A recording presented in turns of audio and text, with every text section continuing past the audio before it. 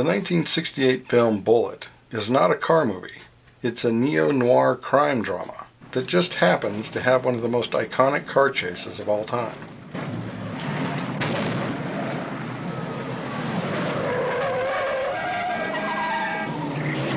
Bullitt being the name of the main character, and not directly a reference to the firearm projectile, hence the different spelling.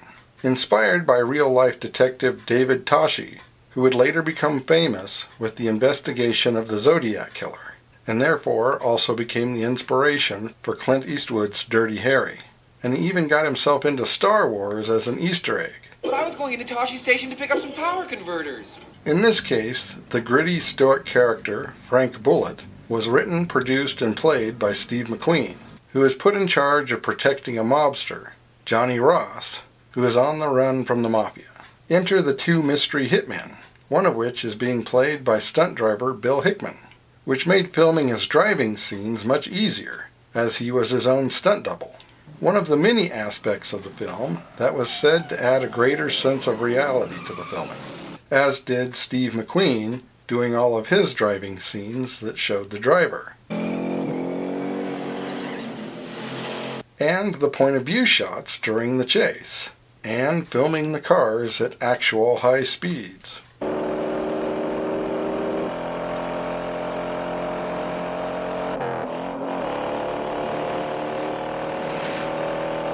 The directing was done by Peter Yates, who was chosen partly due to the chase scene in his 1967 British film, The Robbery, and the similarities in style are pretty obvious, including the point of view scenes.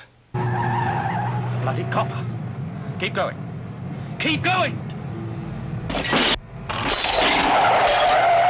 In that case, the chase is done by a pair of Jaguars, an S-Type and a Mark II, through the streets of London, which is a grand thoroughfare of classic British cars.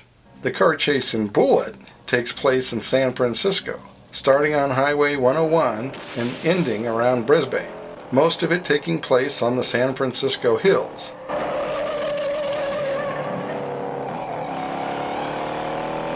A place known for the demise of many a clutch. The chase is a collection of clips filmed over a week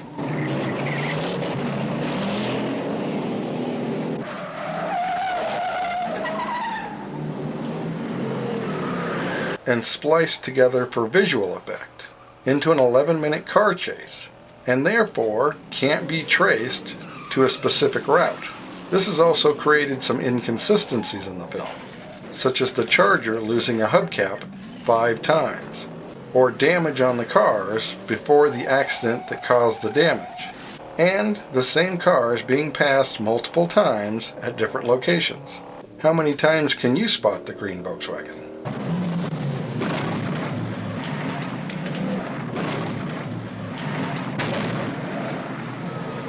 Hardly the most interesting of the many cars passed during the chase.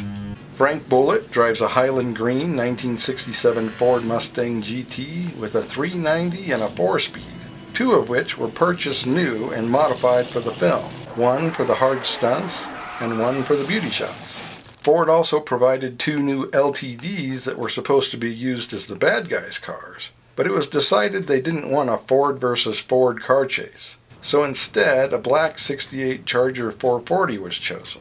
The suspension had to be upgraded to handle the jumps, but even in stock form, the 440 could easily pull away from the 390 Mustang. Besides the chase including hill and city streets, it included other stunts, such as the popular motorcycle side slide, and the Charger bouncing between a truck and a guardrail.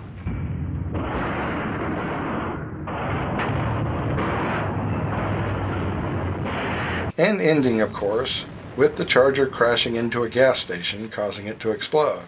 Although the dummy-filled, out-of-control Charger set off the explosion prematurely, and it missed the gas station, so creative editing did its best to hide that from the viewer. And it was that creative editing that earned the film an Academy Award, which is hardly the extent of the film's legacy.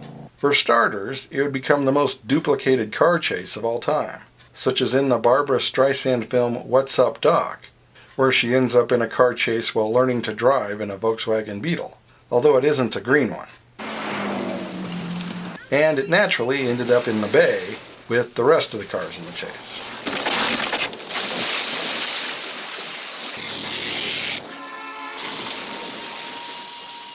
Or in The Rock with Sean Connery in a much more destructive Hummer.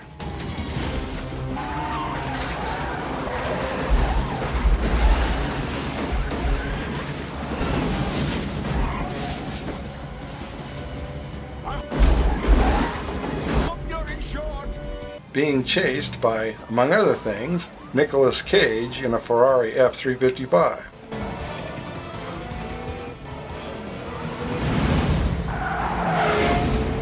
Then there's the Deadpool, where Dirty Harry is chased in a front-wheel drive Oldsmobile 88 by a guy driving both a Monte Carlo and a toy remote-control Corvette that is actually a bomb. And then there was Whoopi Goldberg on a stolen police motorcycle in The Burglar, perhaps getting some of the biggest air. Even the animated series Archer did a full-on tribute to it. Okay. Under the right conditions, the algae reproduce infinitely. That's why I had to keep my research a secret. Can you imagine what this would mean to big oil? Oh, that's what that means? Oh, Daddy, I know. So, about my PhD.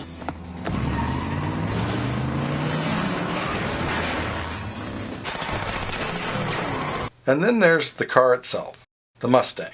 Not only have there been numerous replicas of what was essentially a stock-looking Mustang, but in 2001, Ford released a special Bullitt edition Mustang with mild performance upgrades.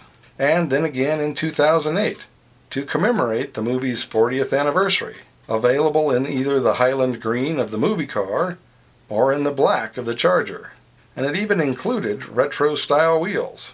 And then again in 2019, supposedly as a 50th anniversary version. Once again, in green or black, with a variety of performance upgrades. And Steeda upgraded 300 of them further, in a joint effort with McQueen Racing, as Steve McQueen Special Editions. Then in 2022, Warner Brothers and Steven Spielberg announced they will be reviving the Frank Bullitt character.